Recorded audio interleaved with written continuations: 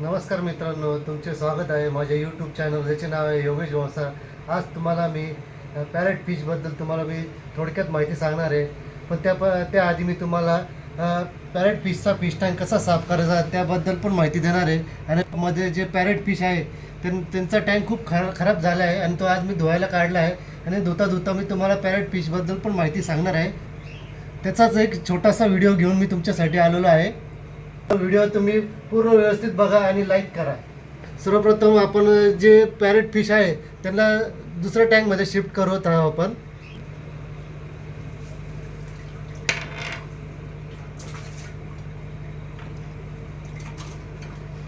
दोन कलरमध्ये अवेलेबल आहे माझ्याकडे, की येल्लो आणि रेडमध्ये. हा येल्लो कलरचा पॅरेट आहे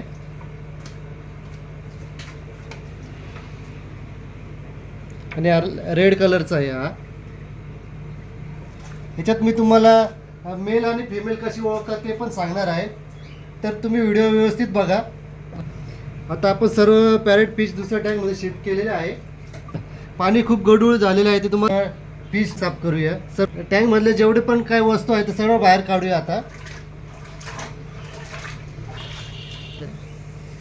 बघा किती पाणी खराब आहे. तर हे पाणी, एवढ्या खराब पाण्यात ते मासे का राहत होते ते मी त्याचं पण तुम्हाला सांगणार आहे, ते का राहत होते एवढ्या खराब पाण्यात.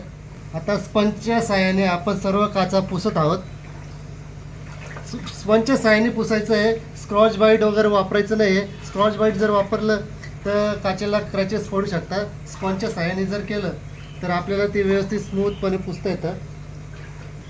पाईपाच्या आपण सर्व पाणी काढून घेणार आहोत. तर पूर्ण पाणी निघालेलं आहे. आता स्पंजच्या साहाय्याने पूर्ण आपल्याला परत एकदा स्वच्छ पुसून घ्यायचं आहे. एकदा परत नवीन पाणी टाकायचं थोडंसं, नंतर पुसून काढून घ्यायचं आपल्याला. आता घाण पाणी पूर्ण काढून टाकलं आहे.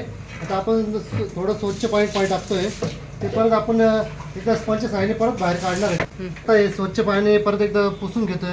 आणि मित्रांनो, हे जे फिश टँकचं पाणी आहे तुम्ही तुमच्या घरच्या कुंड्यांना सुद्धा टाकू शकतात. हे पाणी खूप विष्टेचं पाणी जे असतं खूप चांगलं असतं, त्याच्याने झाडांना फुलं फळं लवकर लागतात.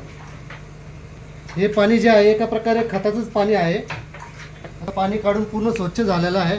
आता आपण त्यात आतली सजावट करणार आहोत. त्यातली सर्वप्रथम आपण लॉन टाकली आहे आणि त्यानंतर आपण वाटत आपण ऑक्सिजनच्या पाईपाला छोटे ना मटके लावलेले आहे. त्याचे स्टोन ठेवणार आहोत. सगळीकडे आपण स्टोन टाकत आहोत आता, हे जेणेकरून ती वरती येणार नाही. हे बघा,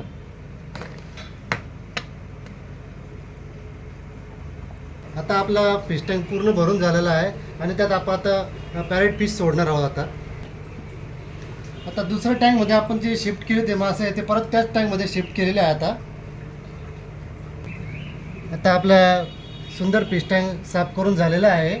आता मी तुम्हाला या पॅरेट फिशबद्दल थोडी माहिती सांगणार आहे. मित्रांनो, याला पॅरेट फिश का म्हणतात ते पहिले जाणून घ्या.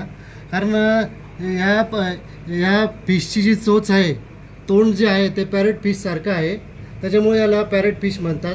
आणि जो याचा पुढचा भाग जो आहे तो जो टणक एकदम, त्याच्याने तो जो पुढं म्हणजे जर खडे वगैरे असले फिश टँकमध्ये तर ते उचलून बाहेर फेकतो, फिश टँकच्या कोपऱ्यात लावून ठेवतो तो.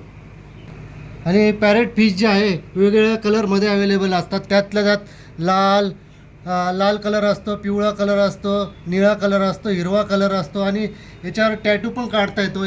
जर तुम्हाला ज्या कलरमध्ये टॅटू हवा असेल याला कलर टॅटू पण तयार करता येतो या फिशबरोबर. हा मासा जो आहे हार्ड वॉटर फिश आहे, कारण हा गढूळ पाण्यात पण राहू शकतो. जेणेकरून जर तुम्हाला जर हा फिश हवा असेल तर तुम्ही हा पाळू शकतात.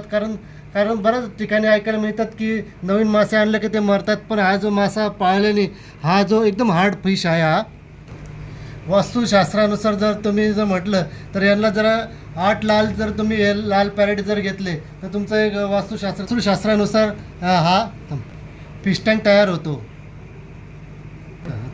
पॅरेट फिशमध्ये तुम्हाला जर नर आणि मादी जर ओळखायचं असेल ते पण तुम्हाला सांगतो. हा जर पुढे आलेला आहे हा नर आहे. नर थोडासा जर तिची चोच आहे थोडीशी अशी पसरट असते आणि मादी जी असते ती एकदम चिचकुळे तोंडाची असते. ही जी आहे ना ही मादी आहे आणि जो आधीचा दाखवला तो नर आहे. हे बा, हे बघा आता तुम्हाला दिसलं बघा. तुम्हाला हा व्हिडिओ आवडला असेल ही आशा करतो मी. व्हिडिओला लाईक करा, शेअर करा, सबस्क्राईब करा. धन्यवाद.